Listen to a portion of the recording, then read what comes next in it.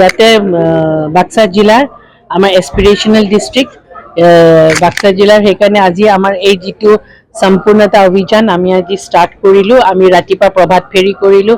প্ৰভাত ফেৰীত আমাৰ মাননীয় BTRৰ স্পীকাৰ শ্ৰীযুত কাতিৰাম বড়ো ডাঙৰীয়া এইটো ইনগ্ৰেশ্যন কৰিলে। তেওঁ নিজেও পাৰ্টিচিপেট কৰিলে, আমি সকলোৱে কৰিলোঁ পাৰ্টিচিপেট। আৰু এই আপোনালোকে জানে যে সম্পূৰ্ণতা অভিযানত আমাক 6টা পেৰামিটাৰ্ছ দিছে। এই 6টা কি পেৰামিটাৰ্ছত আমি 100% ছেচুৰেশ্যন কৰিব লাগে 1 জুলাইৰ পৰা 30 ছেপ্টেম্বৰৰ ভিতৰত। আৰু আমাৰ মোটামুটি আমাৰ ছেচুৰেশ্যন পইণ্টত আমাৰ স্কুলৰ যিটো ইলেক্ট্ৰিচিটি কথা কৈছে যে ছেকেণ্ডেৰী স্কুলৰ ইলেক্ট্ৰিচিটি আমাৰ মোটামুটি সেইটো হৈ গৈছে। ডিষ্ট্ৰিবিউশ্যন অফ টেক্সট বুকছ সেইটো আমাৰ হৈ গৈছে। আমাৰ যিকেইটা বাকী আছে আমি এইকেইটা আমি মিছন মডত কৰি আমি অলৰেডি টাৰ্গেট বান্ধি লৈছোঁ। আৰু এই টাৰ্গেটটো বান্ধিলে আমি মিছন মডত কৰি আমি বাই 30 ছেপ্টেম্বৰ আমি গোটেই আমাৰ টাৰ্গেটখিনি আমি একমপ্লিছ কৰিম বুলি ভাবিছোঁ। এই 6টা পেৰামিটাৰ্ছৰ ভিতৰত আছে free text book distribution, number 2 হৈছে ছেকেণ্ডেৰী স্কুলৰ ইলেক্ট্ৰিচিটি, নাম্বাৰ 3 হৈছে আমাৰ যিসকল প্ৰেগনেণ্ট উইমেন তেওঁলোকৰ ফাৰ্ষ্ট ট্ৰাইমেষ্টাৰৰ হেৰি আৰু প্ৰেগনেণ্ট উইমেনৰ ICDSৰ যিটো nutritional SNP supplementary nutritional food সেইটো কাৰণে আছে। আৰু এটা হৈছে ছইল হেল্থ কাৰ্ড। চ' এইকেইটা ডিপাৰ্টমেণ্টক লৈ কৰা হৈছে। আৰু আমি পুৰা completely we are confident that by 30 September আমি আমাৰ target will be able to accomplish. Thank you. Message হৈছে যে যিটো আমাৰ মাননীয় প্ৰধানমন্ত্ৰী শ্ৰীযুত নৰেন্দ্ৰ মোদী ডাঙৰীয়াৰ যিটো সপোন যে aspirational district should be, aspirational district মানে যিসকল ডিষ্ট্ৰিক্ট বেকৱাৰ্ড হৈ আছে সেইখিনি district will become an inspirational district, যে তেওঁলোকে বেলেগৰ কাৰণে ইনস্পিৰেশ্যন হৈ পৰিব। চ' দেট ইয়াত যদি সকলো মানুহৰ যদি আমাৰ ছেচুৰেশ্যন হৈ যায় তেতিয়াহ'লে এখন নদন বদনকৈ ধুনীয়া হ'ব। এনেই বাক্সা এখন ধুনীয়া ডিষ্ট্ৰিক্ট। চ' আৰু যদি গোটেইখিনি পেৰামিটাৰ্ছ আমি কমপ্লিট কৰিব পাৰোঁ so' it will become an inspirational district. ভাৰতৰ প্ৰধানমন্ত্ৰী নৰেন্দ্ৰ মোদী ডাঙৰীয়াৰ নেতৃত্বত 2018 চনৰ পৰা 112খন জিলাত সমগ্ৰ ভাৰতবৰ্ষত 112খন জিলাত ই যি এস্পিৰেশ্যনেল যি জিলা হিচাপে 2018 পৰা কাম কৰি আছে।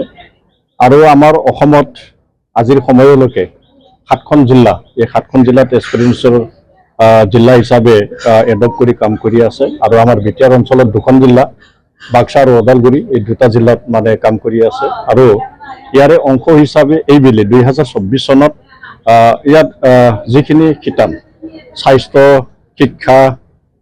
স্বাস্থ্য শিক্ষা তাৰোপৰি মানে বুনিয়াদী আন্তঃগাঁথনি গোটেই যিখিনি শিতান আছে সেই শিতানবিলাকক যিহেতু 2018 চনৰ পৰা কৰি আছে, এইবেলি 6টা যিটো শিতান এই শিতানটো ৰাখি 2024 1 জুলাইৰ পৰা ইয়াত দি এস্পিৰেশ্যনেল জিলা হিচাপে ইয়াত 6টা শিতানত কাম কৰি আছে। আৰু ইয়াৰে আজি বাক্সা জিলাত ইয়াৰে আজি শুভ আৰম্ভ হৈছে। আৰু ইয়াত প্ৰভাত ফেৰীৰে এই যি মানে শুভ কামটো আৰম্ভ হৈছে। নিশ্চয় আজি ইয়াত এই যি কাৰ্যসূচী, এই কাৰ্যসূচীৰ জৰিয়তে ভাৰতৰ প্ৰধানমন্ত্ৰী